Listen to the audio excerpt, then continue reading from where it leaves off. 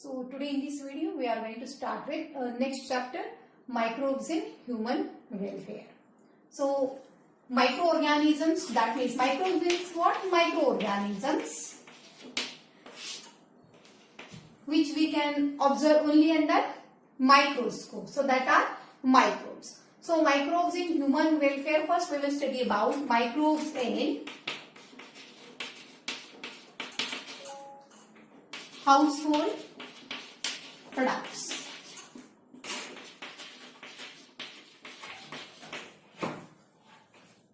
So all of we know that lactic acid bacteria, lactic acid bacteria, LAB, that is lactic acid bacteria. So lactic acid bacteria are used for preparation of curd, for preparation of curd. So how we prepare curd? So for that purpose we have to boil milk properly. Then that milk is cooled. Then after cooling of that milk, that means up to 40 degree, okay, the temperature of milk, it should be near 40 degree, it should be lukewarm, okay. So such in this lukewarm milk, inoculum is added, or starter we can say, starter or inoculum is added. Inoculum is added. So inoculum or starter means what? 1 day old curd, that means yesterday's curd, can be used as starter or inoculum for today. So thus in this lukewarm milk, starter or inoculum is added. Only little half spoon starter is added. Otherwise it will become too much sour in taste. So thus for preparation of milk, first it is boiled and then it is allowed to cool till it becomes lukewarm, and then starter or inoculum is added. Then what happens? That lactic acid bacteria or lactobacillus, these bacteria are rod shaped, so can be called as lactobacillus bacteria. So these bacteria, they convert lactose sugar of milk into lactic acid, which brings about curdling of milk. So thus from that milk, curd is formed due to that coagulation of that lactose. So curdling of that lactose, lactic acid is formed, and here from milk we get curd. So when such a curd is formed, it increases nutritional value of that food, as this bacteria also increases vitamin B12 in that curd. So when such a bacteria grow in that milk to form curd, then vitamin B12 content of that curd also increases, okay. So vitamin B12 content also increases. So thus it increases nutritional value of that food. So you remember this vitamin B12, it is very important. So thus vitamin B12 content of that food increases, thus it becomes more nutritional, okay. And this curd also protect us from various disease causing microorganisms, okay. So when we eat curd regularly, then it protect us from gastrointestinal tract infection. It check growth of disease causing bacteria or bacteria which cause gastrointestinal tract infection, okay. So thus this lactic acid bacteria, these are used in preparation of curd, and from curd then we get buttermilk, isn't it? So thus that lactic acid bacteria are used in preparation of curd, that means for household product, okay. Now next, when we prepare dosa, idli or dhokla,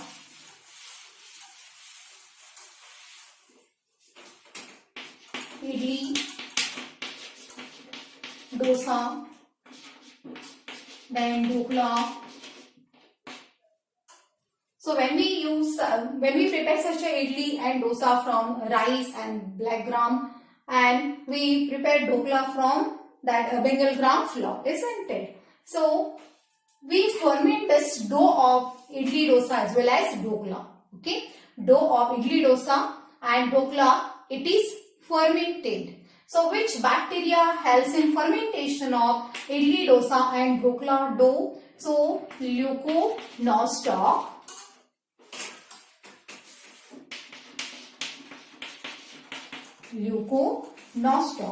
and Streptococcus species. So these names are not given in your CBSE book but they are given in your state board book. So leuconostoc and Streptococcus species of bacteria helps in fermentation of dough of idli, dosa as well as dhokla. So thus due to such a fermentation, this fermentation is nothing but anaerobic process, anaerobic respiration. Okay, so fermentation is nothing but anaerobic respiration and during which CO2 is produced. So large number of CO2 bubbles are produced in that idli, dosa dough or dhokla dough, and because of which that dough will puff up. Okay, so there is a puffing up of dough of the idli, dosa and dhokla. Okay, so when we keep that dough for idli, dosa for fermentation for overnight, then what happens? Suppose if level of dough in your pot, suppose was like this yesterday evening or yesterday night, then when we observe such a pot of dough in early morning, that level of dough it rises, it will come somewhere here. Initially it was here and now it is here. So why this happens? It is because of large number of CO2 bubbles which are produced by anaerobic respiration by this bacteria. Okay, so there is a popping up of this dough because of CO2 bubbles which are produced by leuconostoc and Streptococcus species of bacteria. Okay, so thus we get that fluffy idli, dosa, soda and dhokla. And so thus microorganism helps in preparation of curd, preparation of idli, dosa, then dhokla, as well as we use microorganisms for preparation of bread. So bread dough is also fermented by Saccharomyces cerevisiae.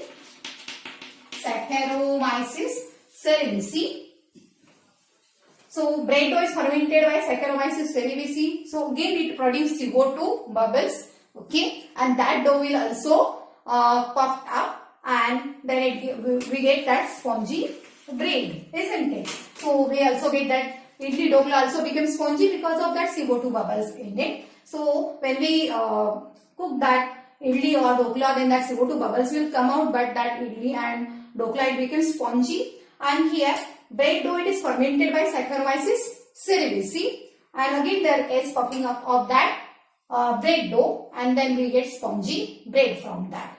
So thus this Saccharomyces cerevisiae is called as baker's yeast. This is called as baker's yeast. Okay, this is called as baker's yeast. Then in South Indian states like Kerala, there is one traditional drink called toddy. In South Indian states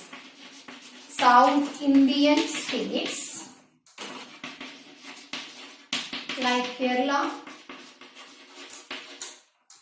there is one traditional drink called toddy, and that toddy is obtained from sap of palm. It is obtained from fermentation of sap of palm. It is a little sour to taste. So toddy is one traditional drink in South Indian states like Kerala. Fermentation, it is obtained by fermentation of sap of palm. So this is about toddy. Now next, microorganisms are also used for fermentation of fish, so as to produce fermented fish.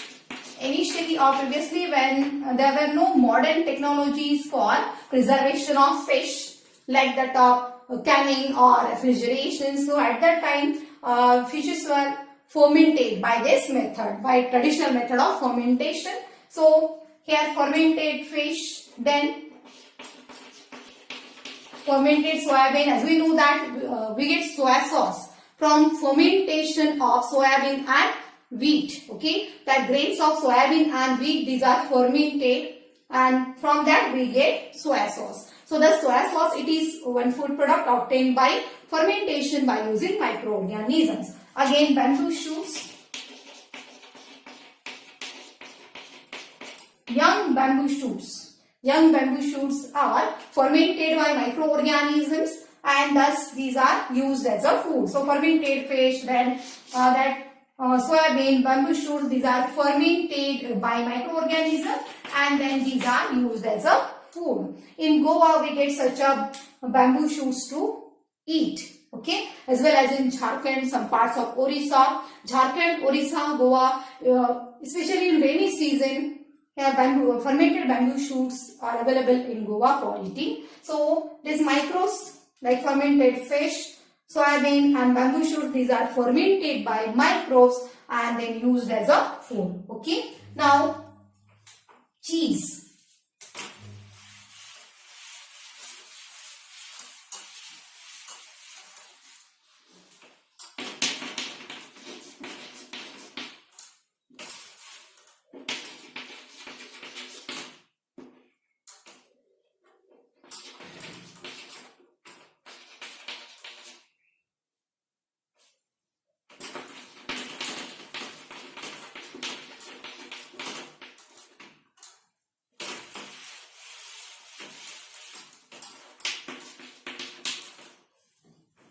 Then cheese, how that cheese is obtained.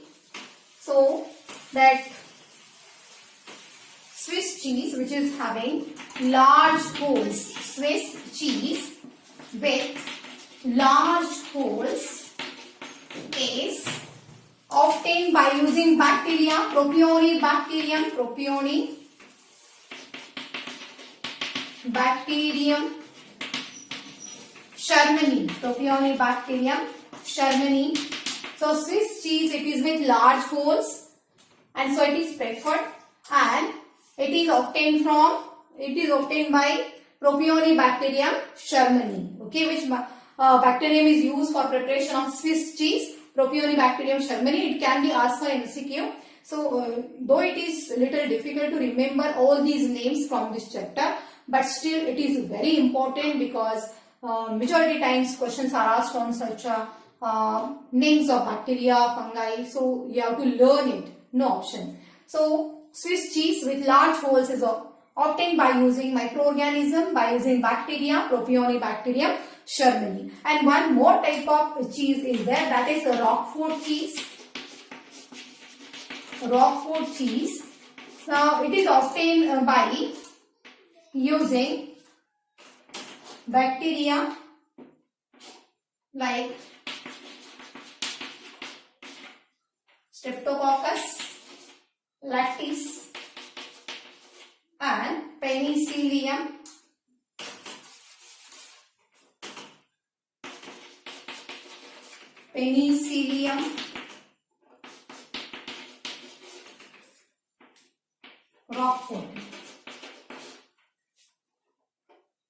Roqueforti. Here Streptococcus lacticus, Streptococcus lacticus and Penicillium roqueforti. So that cheese, Swiss cheese, it is with large holes, and it is obtained by using which bacteria? Propionibacterium Shermani. 5. Roquefort cheese, it is having particular flavor.